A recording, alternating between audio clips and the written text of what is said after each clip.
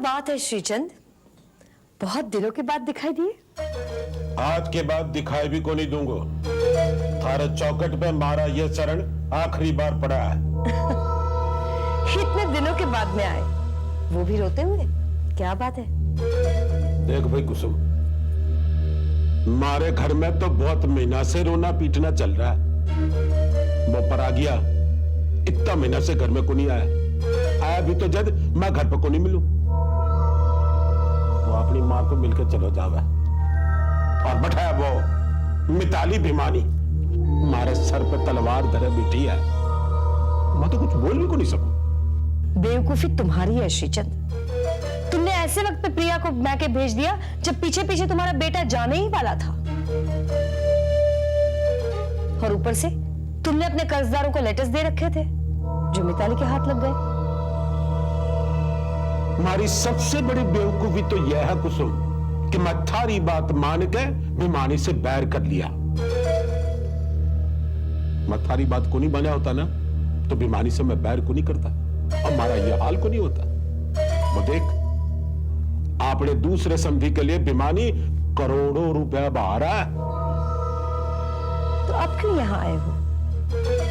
थाने यह बताने कि अब हम लोग साथ में काम को नहीं कर सकेगा, और ये भी बताने के लिए कि मां जो बाजार से कर्ज लिया था वो सारा पैसा मैं थाने लाके दिया था।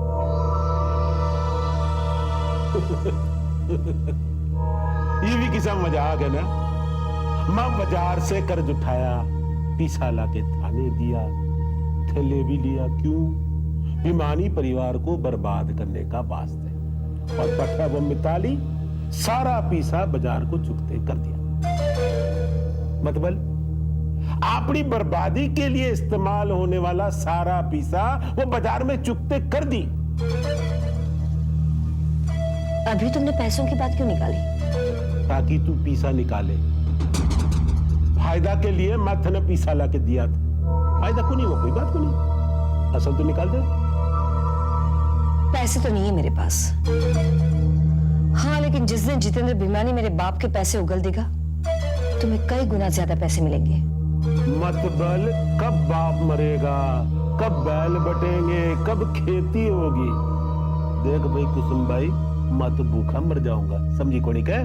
तुम जानते हो श्रीचंद, इंडिया में इस फ्लैट के अलावा मेरे पास और कुछ नहीं है।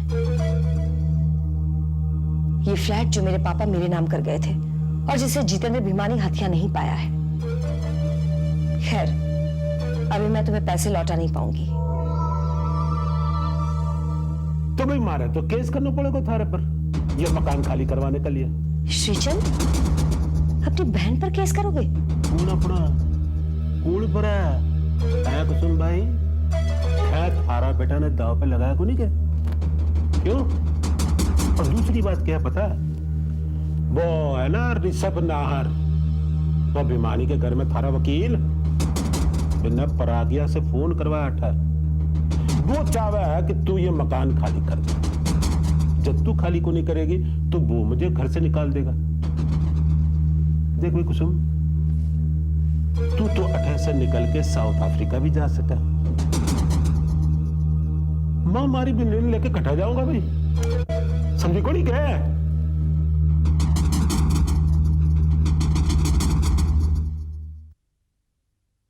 बहुत देर हो गई, जल्दी चलो जल्दी चलो। मुझसे क्यों कह रही हूँ? मैं तो कब से तैयार बैठा हूँ।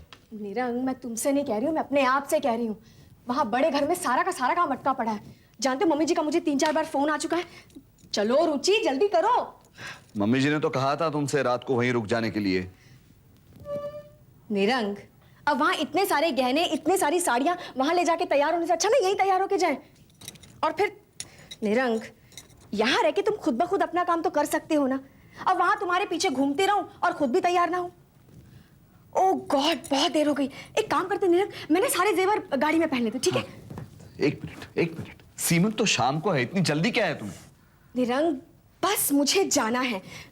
विनीता के साथ आज मेरा रहना बहुत जरूरी है। किसी की नजर लग गई ना तो बना बनाया काम बिगड़ जाएगा। रुचि रुको। निरंग, बहुत देर हो गई, उठो ना। रुको रुचि।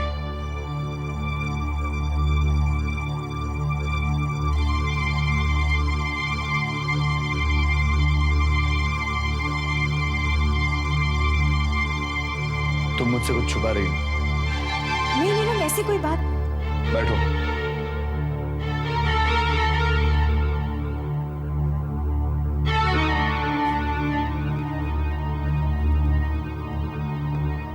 रुचि, आज तक तुमने मुझसे कोई बात नहीं छुपाई, और आज क्या तुम्हें मुझ पर भरोसा नहीं? निरंग, मुझे बहुत डर लग रहा है। क्या बात है? निरंग, बात यह है कि रितेश का बच्चा किसी दूसरी औरत की कोख में पल रहा है। विनीता की कोख खाली है। क्या? लेकिन ये कैसे हो सकता है? ये बहुत लंबी कहानी निरंग, सब कुछ बताने का वक्त नहीं है मेरे पास। अरे इतनी बड़ी बात कह दी और आप कह रही हो वक्त नहीं है? ये भी नहीं बताती, पर तुम्हें तो मालूम है निरंग, जब किसी मुसीबत का सामना मैं अकेले नहीं कर पाती हूँ तो तुम्हारे पास दौड़ी चली आती हूँ, और तुम उस पूरे मसले को इतनी आसानी से सुलझा देते हो जैसे कोई मसला था ही नहीं। निरंग, मुझे ही नहीं बल्कि हमारे पूरे परिवार को इसकी आदत सी हो गई है। लेकिन आज मुझे फिर से तुम्हारी जरूरत है निरंग। विनीता के इस राज को लेकर अगर आज कोई अनहोनी हो जाए तो मुझे प्रॉमिस करो तुम उसे सुलझा दोगे मेरे लिए। मैं ड्राइवर से कहती हूँ कि वो गाड़ी निकाले। धीरे धीरे यहाँ रख दे और देख विनीता तैयार हुई या नहीं। आइए बैठिए। मम्मी, ये कहाँ रखूं मैं? मेरे सर पे। क्यों? वो रख यहाँ। दे दे मेरे हाथ में दे और देख विनीता तैयार हुई या नहीं। ठीक है। अरे प्रिया, तुम कहाँ जा रही हो? विनीता भाभी को लेने। ये साड़ियाँ लीजिए और ये जेवर। अरे वाह, बहुत अच्छे हैं। समधी जी कहाँ? वो अपने समधी जी के पास है। हाँ। आहिस्ते आहिस्ते चलना भाभी। हाँ ठीक है। मम्मी, भाभी आ गई।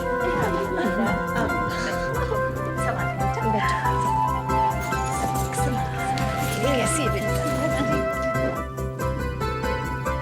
सब ठीक तो है ना? हाँ, अभी तक तो कोई प्रॉब्लम नहीं है। आगे भी बस सब ठीक ही हो।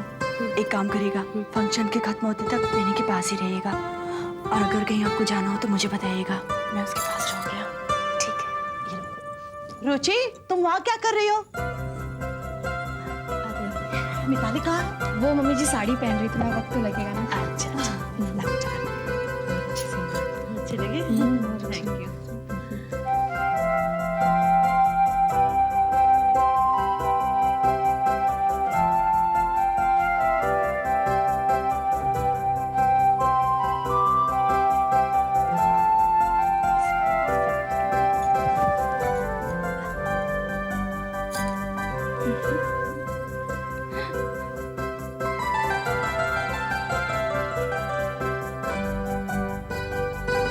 समधन जी आप आइए। साइड में जाओ, गिरना नहीं।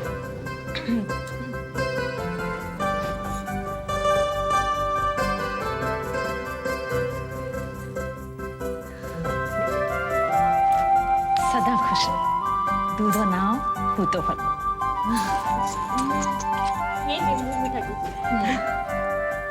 आप लोग पहले मुंह मीठा कीजिए। नहीं पहले मेरी बिटिया का ये बार दो शगुन का ये बताएगी। विनीता, ये लो बेटा। अरे समधन जी, यहाँ लीजिए आप भी नहीं मुंह मीठा नहीं, कीजिए। आप मुंह मीठा कीजिए। आप पहले। बहुत बहुत मुबारक हो आपको भी। चलो विनीता का झूला लेते हैं। आजा एकदम संभाल के। अरे मजा आ रहा है ना प्रिया? क्या करूं? खड़ी जा, आज भी मार खाएगी मेरे हाथ में। चल पीछे हो जा, तू पीछे खड़ी रह। आजा विनीता, आजा आजा। जाओ, आज बैठो, संभाल के संभाल। मैं आ रही हूँ। ये संभाल के बैठो। जी चलो अभी झुलाओ झुलाओ। अभी आप झुलाओ माँ जी, आप झुलाओ। हाँ हाँ आइए ना प्रिया प्रिया। हाँ। चंदन जी आइए आइए। हट जा बेटा हट जा। झुलाते हैं। धीरे धीरे आजा आजा मेरे पास आजा तेरी भी बारी आएगी ना बेटा। आजा आइए ना बहन जी आप आइए। क्या बात है श्रेया, 4-5 दिन से तुम चेकअप के लिए भी नहीं आई? तुम्हारी तबीयत तो ठीक है ना? इतनी मुरझाई सी क्यों लग रही हो? जब जड़ें उखड़ जाती हैं तो पौधा मुरझा जाता है। मतलब तुम्हारे पापा का ऑपरेशन? नहीं हो पाया, पैसे नहीं मिले, बहुत देर हो गई थी। It's really sad. I'm sorry, Shreya. I'm sure you are. मुझे पूरा यकीन है जब आपके क्लाइंट को इसके बारे में पता चलेगा वो बहुत गिल्टी महसूस करेंगे, सिंपैथी का दिखावा भी करेंगे।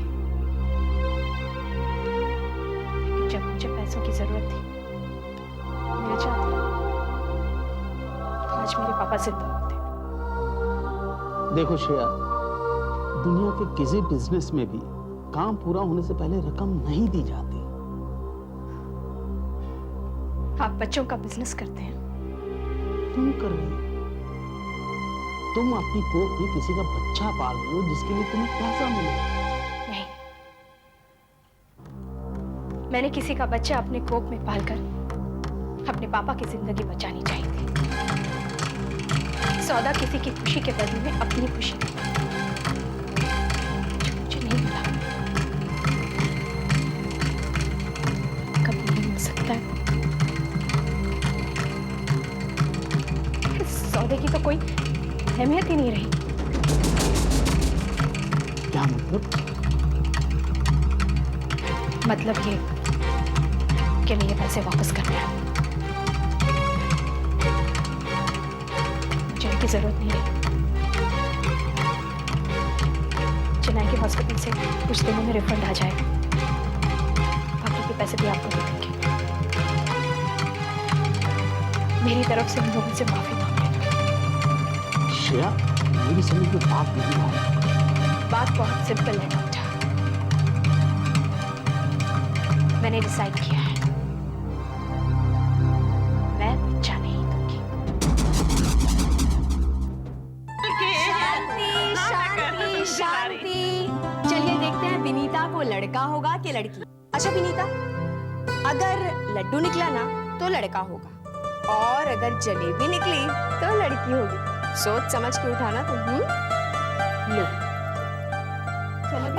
भाभी, इसे इसे इसे ना ये भाभी ये वाला लेना। ये वाला एक ओफो विनीता को उठाने दो ना।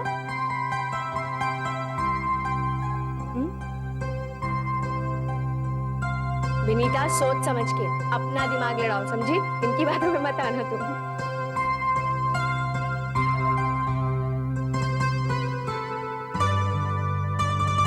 जल्दी सोचो।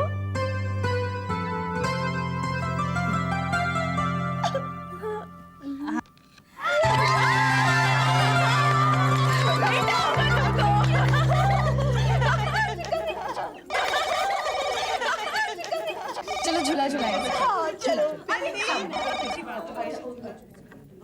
हेलो हेलो, मैं डॉक्टर पराशर बोल रहा हूँ। एक बुरी खबर है, उस लड़की ने अपना बच्चा देने से इनकार कर दिया है। विनीता, सुन रही हो ना विनीता?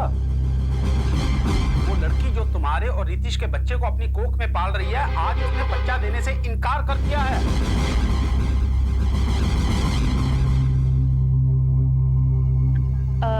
डॉक्टर पराशर, मैं शिखा बोल रही हूँ। आप 1 मिनट होल्ड कीजिए, मैं विनीता को अभी बुलाती हूँ।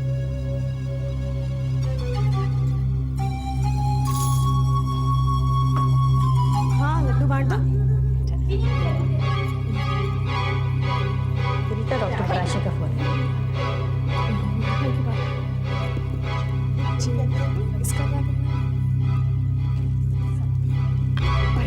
Hello I'm sorry. Sorry Vinita, खबर ही कुछ ऐसी थी कि हड़बड़ाहट में मैं तुम्हारी आवाज पहचान नहीं सका। शिखा को पता चल चुका है।